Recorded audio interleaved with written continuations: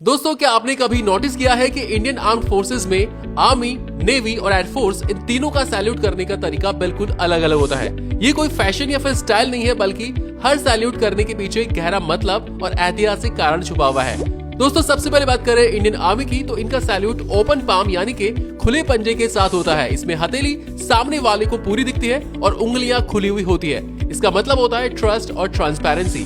दोस्तों, पुराने समय में यह साबित करने के लिए किया जाता था कि सिपाही के हाथ में कोई छुपा हुआ वेपन नहीं है और वो बिल्कुल अनआर्म्ड होकर अपने सीनियर की इज्जत कर रहा है। दोस्तों, वहीं दूसरी तरफ इंडियन नेवी का सैल्यूट आर्मी से बिल्कुल अलग होता है। नेवी में सैल्यूट करते वक्त हथेली जमीन की तरफ होती है ताकि वे सामने दिखाई ना दे। दोस्तों, इसका बड़ा ही प्रैक्टिकल रीजन है। एक्चुअली दोस्तों, पुराने जमाने में जहाजों पर काम करते वक्त सैलर्स के हाथ अक्सर तेल और ग्रीस से गंदे हो जाते थे।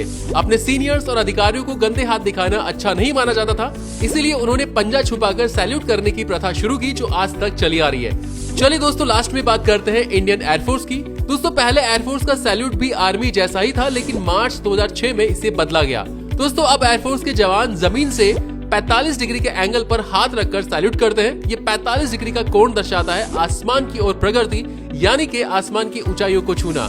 दोस्तों, ये उनके आदर्श वाक्य यानी कि नभः स्पृशम दीप्तम यानी कि touch the sky with glory को बखूबी दर्शाता है। तो दोस्तों, अगली बार जब आप किसी जवान को सैल्यूट करते देखें तो याद रखिएगा कि वो सिर्फ हाथ नहीं उठा रहे हैं, बल्कि अपनी शानदार विरासत को दिखा रहे हैं। जय हिंद।